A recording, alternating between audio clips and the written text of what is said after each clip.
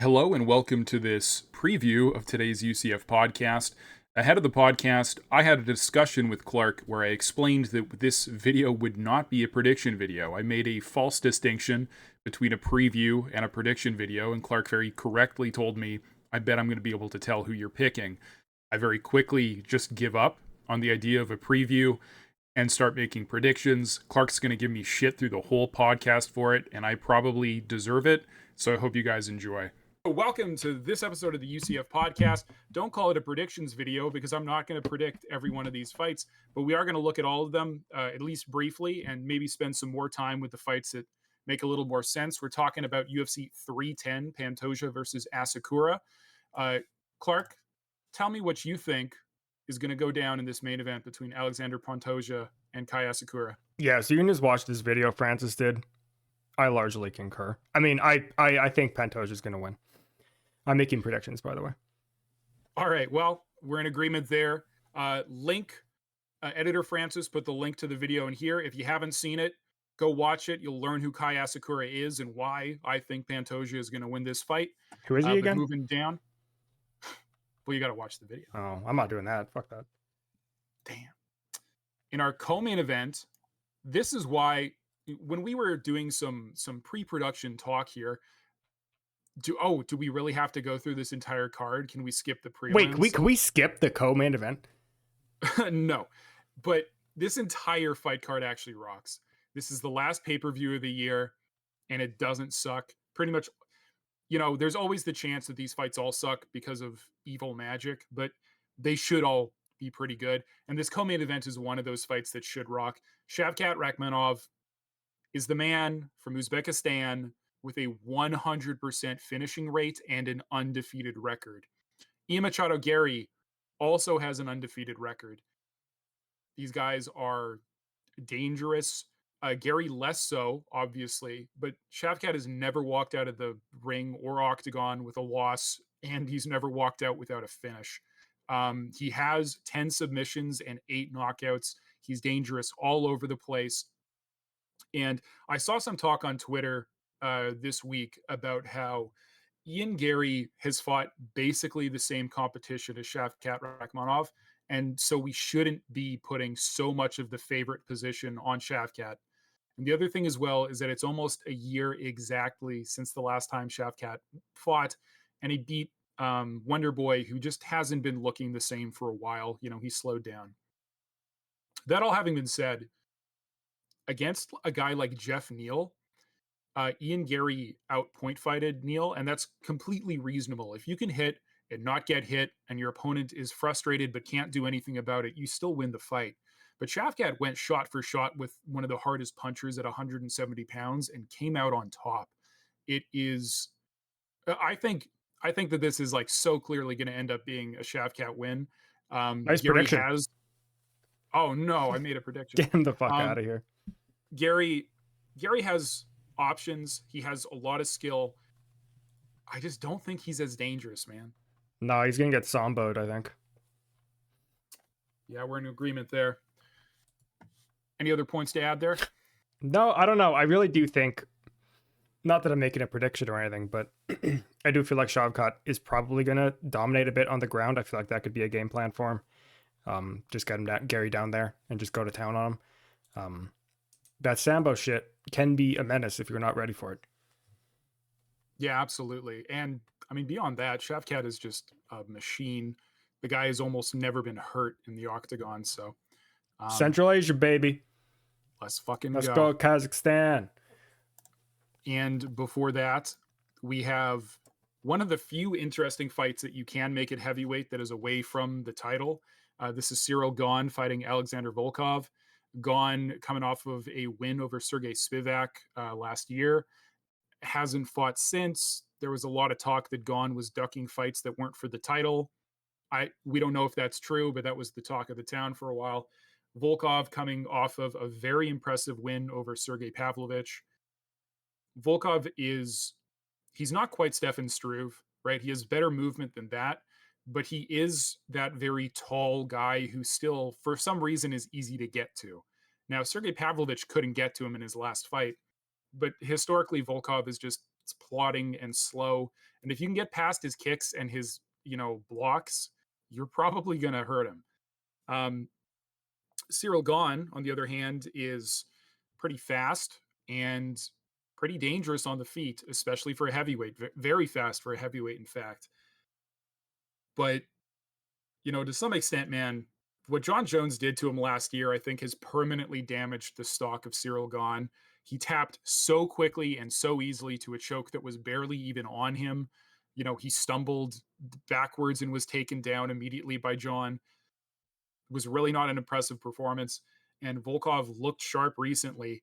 And Sergey Spivak just isn't that good either. So getting a knockout win over him is nice, but dude, it's heavyweight. Who doesn't knock out Sergey on the right night? That all having been said, I just don't think Volkov is going to be able to keep up the sort of what's the word I'm looking for? The poise. He's not going to have the poise that he had against Sergey. Those guys were former training partners, and something that you and I can attest to is that, like, you get used to the moves the guys that you train with use. And a crazy punch that nobody can deal with in the octagon might not be that big of a deal in the gym because you've seen it 100 times. Well, he's not going to have that luxury against Gahn. I think Gahn's faster. And oh no, here I am making another prediction. Oh no, dude, we're doing a preview tonight. We're not doing it. We had a conversation about the distinction between a preview and a prediction, and I said, I bet you I'm gonna be able to guess who you're picking after every fight. And you know what? I think you just picked Cyril Gahn. Dude. And you know what? I agree. Talk me out of it. Cyril Gahn is fast. He hits pretty hard. He did get fucking annihilated against Jones, but whatever. This is one of those rare occasions where you got a 2 versus a number 3. But I do think that Cyril Gahn is probably more likely to come out on top. If Volkov does have like a path to victory, I mean, I don't even fucking know, man. What does Volkov do?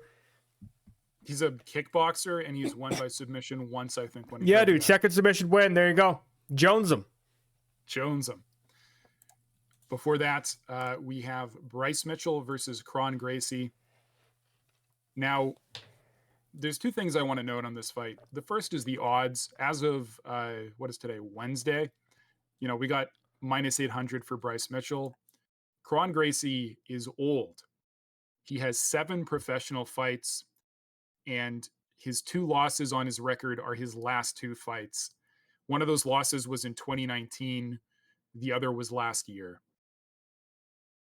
Kron, he doesn't suck per se, but his work ethic and his ability to push himself in the octagon are just not there. Why else are you out of the fight game for like 4 years, and now you come back when you're 37? Now he is one of the legendary Gracie family, so his jiu-jitsu is really good, but he's going up against Bryce Mitchell, who is, the Southern United States answer to the Gracie family. He is thug jitsu. And he does have legitimately good jiu-jitsu skills. The problem is Bryce Mitchell is the sort of guy who is going to say in a live interview, I just don't believe in seatbelts. And so that's why I point out that betting line to you, because I would agree with Vegas. I generally think Bryce Mitchell would probably win this fight. He should win this fight. He's younger by close to a decade. But he's been knocked out twice, and I think his last 4 fights, it was to 2 of the best guys. Oh, sorry, no. Ilya Topuria choked him out after knocking him down, I think, was what happened. Dude, this is what's going on here, winnable fight. This is such a winnable fight for Kron Gracie, because I think Gracie probably has the strength advantage, and maybe in some areas he has the technique advantage. I'm sure both of these guys have moves that they're better at on the mat. So just if you're looking for a sleeper pick, oh God, I'm really betraying what I said. You're sitting there talking to me like I'm stupid. Like, you don't think it's a distinction? No, I wasn't talking to you like you're stupid. I was trying to convince myself as much as anything. You're like, this fucking idiot I podcast. Quit giving me shit I have to cut. No, seriously, like Kron Gracie has a very serious chance of winning this fight. And if by fight night, those odds have gone further in the favor of Bryce Mitchell, dude, that's $10 you're not going to miss anyways. So whatever. He's got a seriously low chance to win his fight. Kron Gracie, I don't know, dude. Like, should it be happening? Is this the right thing for anyone? I'm not sure. I guess I kind of agree a little bit on the whole, Bryce Mitchell, kind of a dumbass in some respects, could see himself slipping up and getting Gracied but I think he's going to have to slip up more than once. It's going to have to be like a series of blunders for Gracie to really slip in there.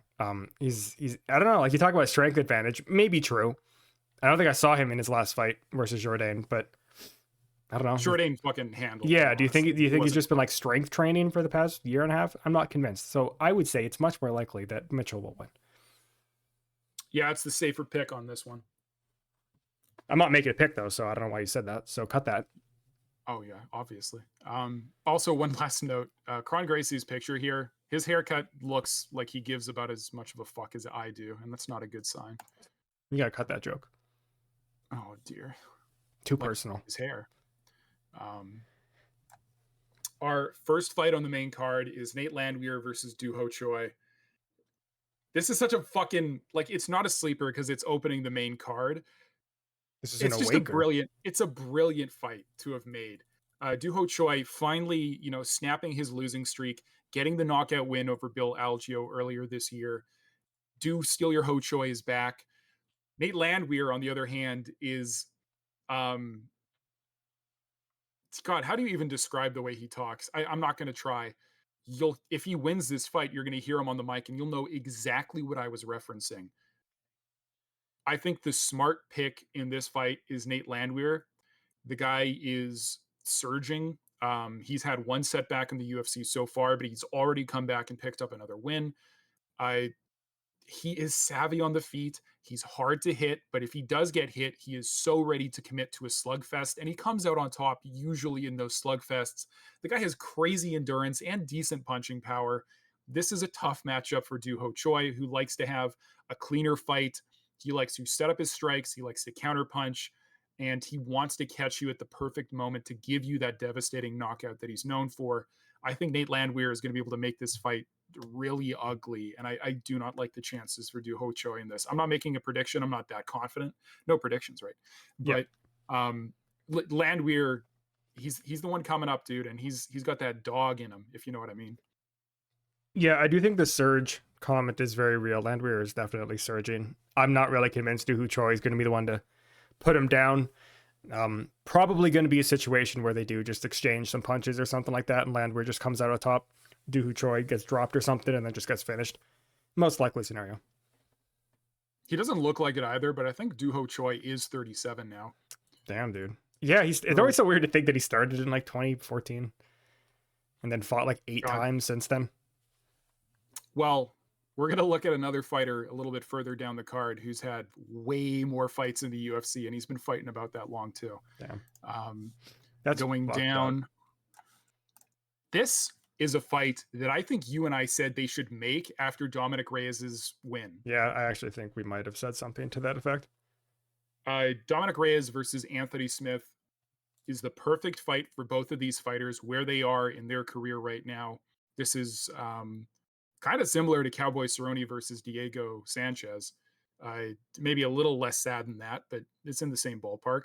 Reyes is coming off of a knockout win. He snapped his years of a losing streak after he was cursed by John Jones to continue losing after he stole that victory from him.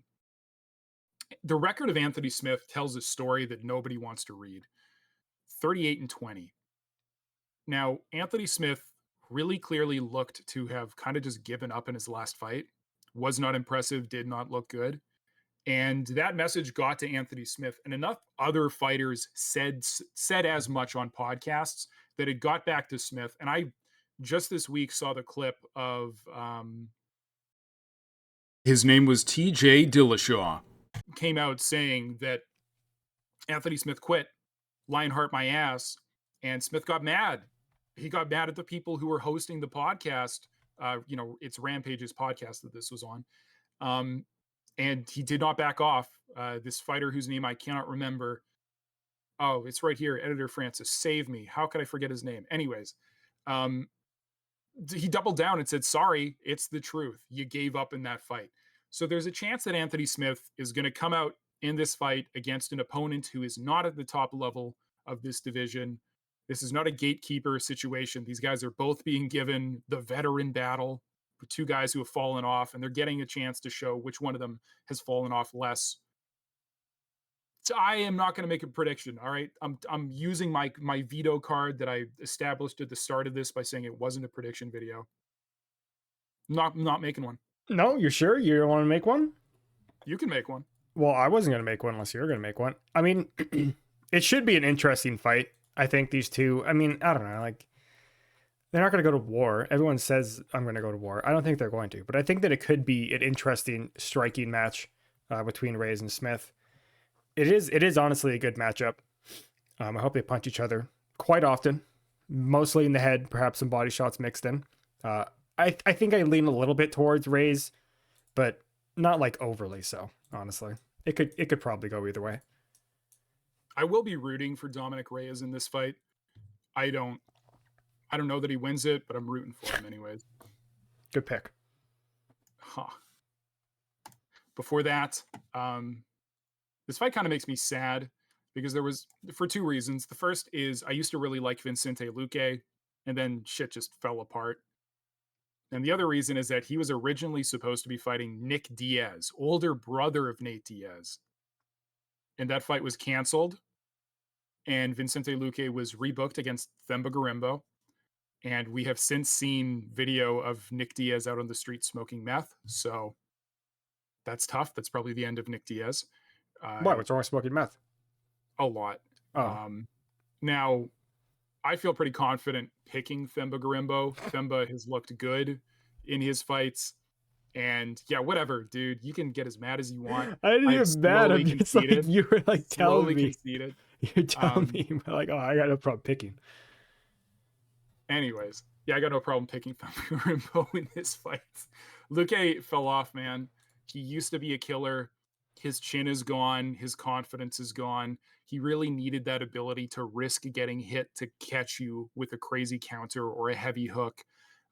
Just has not looked the same for a while.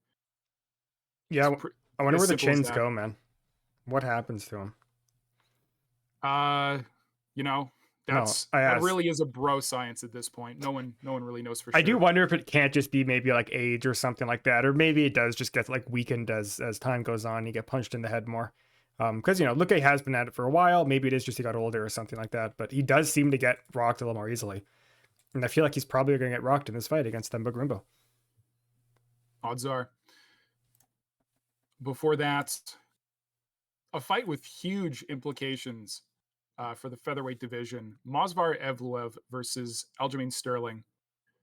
Sterling has come up from 135 pounds where he was champion.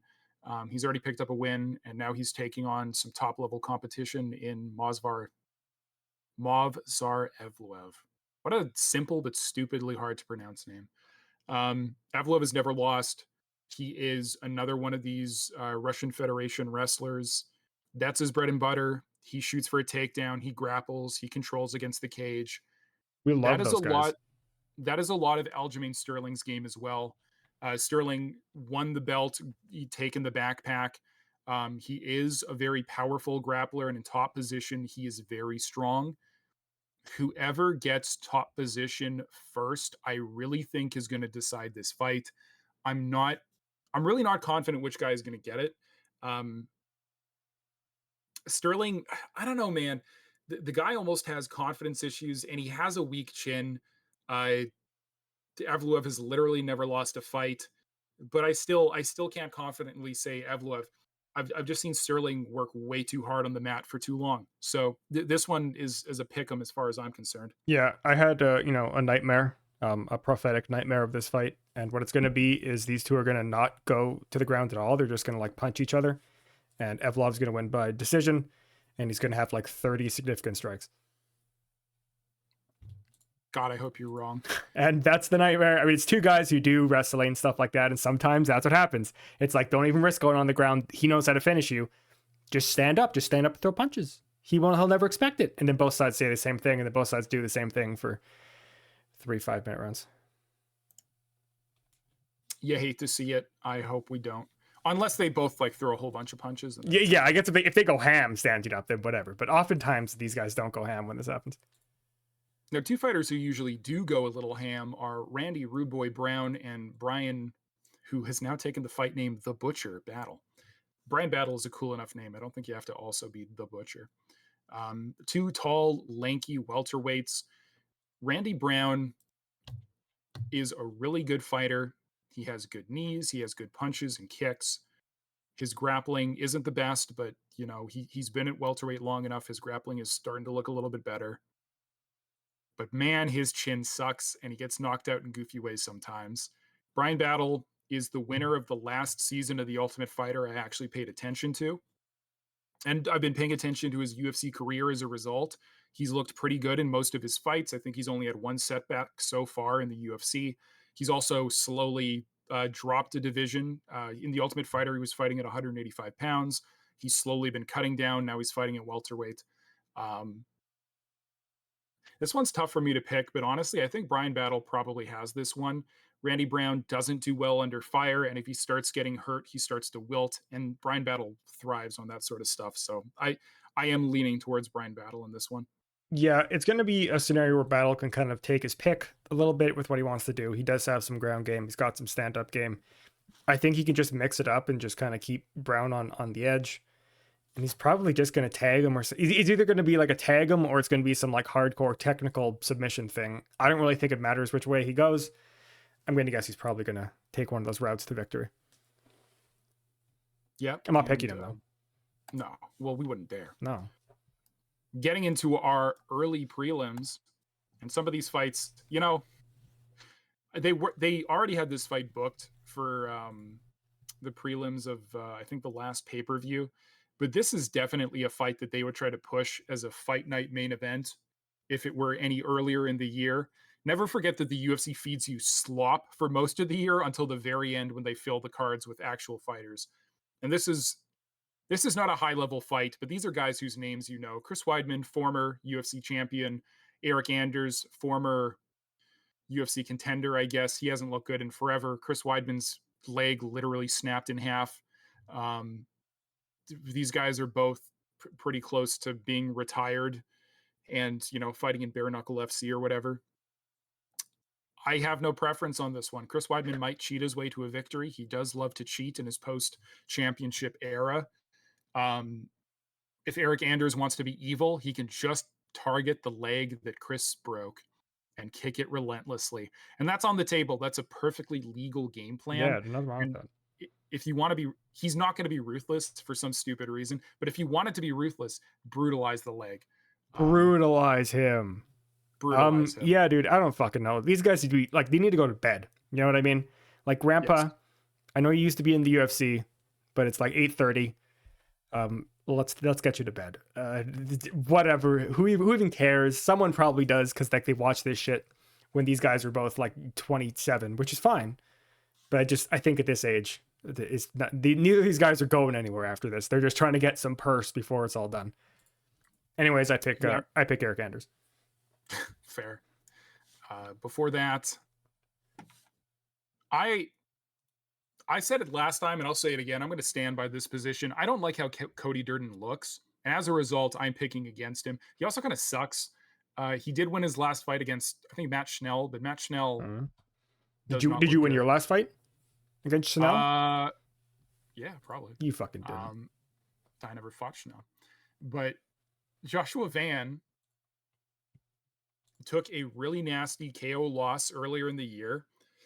And he came back just about a month and a half after that loss and picked up another win. Van actually is pretty good. He's got great boxing combinations. He's got okay takedown defense. I really don't see a route to victory for Durden in this one. Durden is much more of like a punch a couple of times and try to clinch you up and grapple from there sort of guy. I think Van, is more likely to win. Not a pick or anything, but, you got to rep Myanmar. Yeah, if you mean Burma.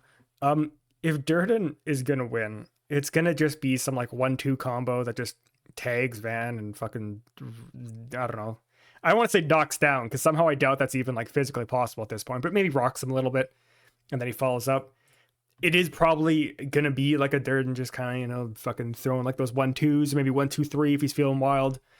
I don't really see too much more coming out of him, but at the same time, like, I don't know. Van's not that good. He's all right, but he's not that good.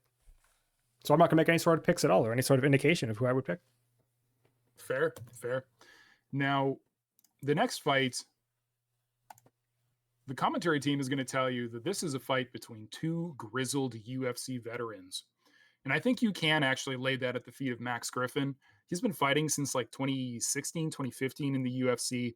He's been mixing, wins and losses, but it's more wins than losses. He's lost to kind of a who's who at welterweights already. I think he even got knocked out by, oh God. Man, I'm just forgetting names today. What's going on? How's that dementia going, man? You got to quit kicking me in the head when I'm trying to go to sleep. I'm gonna have to cut this whole port. You have to cut the whole podcast at this point, dude. Fucking Colby Covington. That's it. Colby Covington fucking knocked out Max Griffin at one point. Insane. On the other hand, let's actually look at his record. We have to embarrass Michael Chiesa real quick here. Why? So, because this guy has been hand-fed by the UFC to have a career that he otherwise should not and would not have. Yeah, but he beat Tony Ferguson, dude.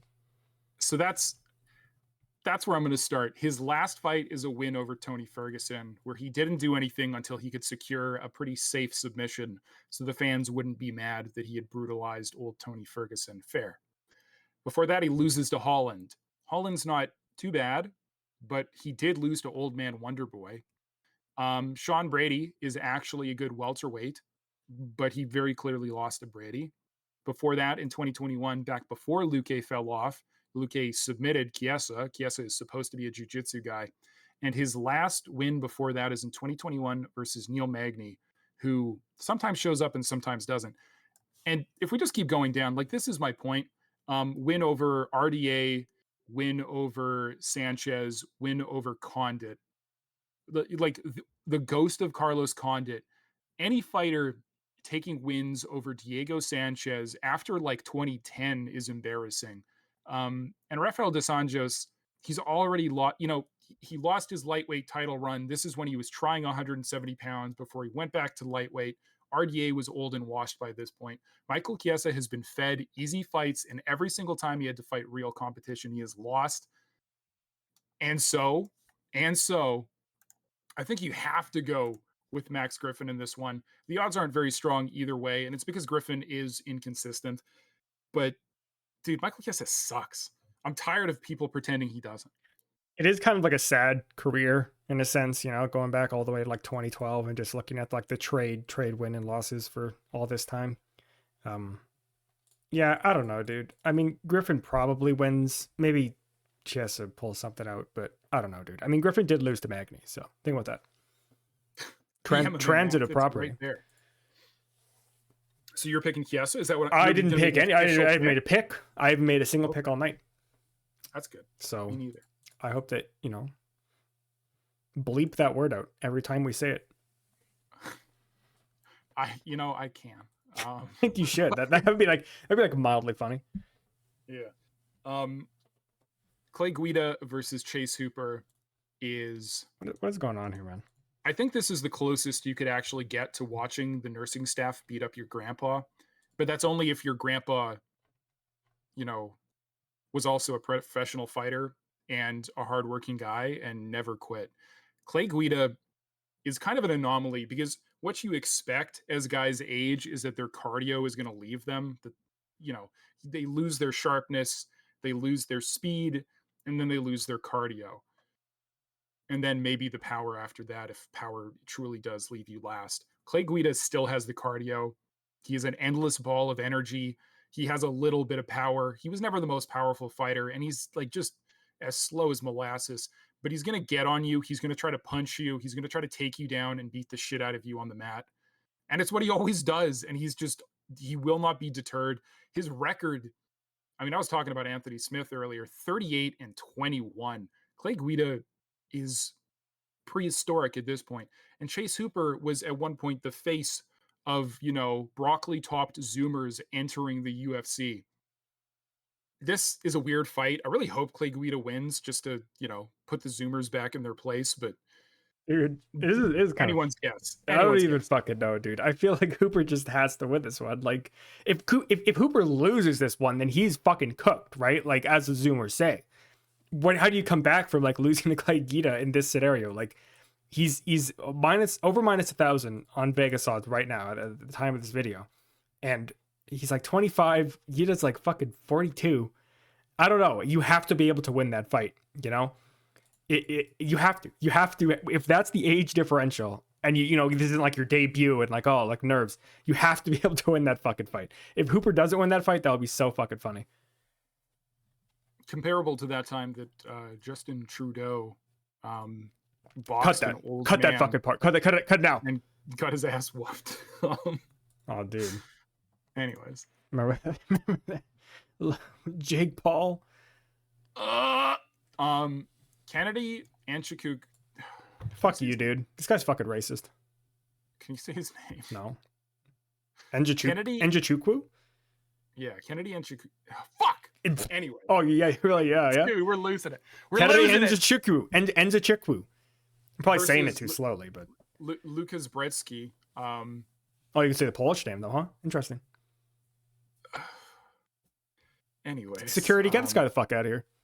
Dude, my brain is rotting at this point. That's what I mean. Like, oh, do we have to do all of them? Oh, dude, we got to do Kennedy Njachukwu.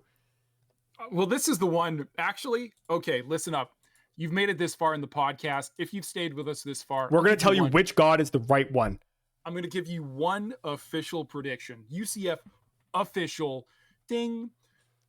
Kennedy's going to win this fight. Lucas Brzeski fucking sucks. Kennedy came up from light heavyweight where he was... God, he might be the one loss on Carlos Ulberg's record in the UFC at this point. Kennedy has big power, and he has some of that light heavyweight athleticism still. He took like a short notice heavyweight fight and realized how bad heavyweights were, and he stayed. Lucas Brzeski is the worst of heavyweight. The dude sucks. I'm going to put up his Sherdog picture because that's what you look like on the regional scene before you start getting tested for steroids. And now he looks like he's getting tested for steroids. Kennedy by knockout, dude. Easy. Yeah, I kind of hope this is like a, you know, classic kind of warm the crowd up scenario where Kennedy just fucking nails this guy. It's like 35 seconds into round number 2 sort of scenario. So hopefully that's what happens. Hopefully. And one final thing for you guys, if you've stayed with us this far into the podcast, since I've been fucking around with whether or not I'm making predictions, because I had some, you know, complex build up with getting all my picks wrong earlier in the year. If any of my takes here, if any of my unofficial picks turn out to be wrong, come back to the comment section and grill me as hard as you fucking can. I will pick the top comment and I'll read it out for us. You'll print it out and eat it. I'll print it out and eat that piece of paper. I'm not going to do that. The only issue is that, yeah, like, why would you say it's not a picks video? But, you know, it's fine. You know, it's fine. Whatever. Like, you told me it wasn't a picks video. And then, you know, for some reason. But anyways, this has been your UCF podcast this week. We have one more fight card after the pay-per-view this year. And that's it. And they're done forever. They're done until next January. Until they're never coming back. We'll see you next week. Hope to catch you then. Take her easy. Okay, bye.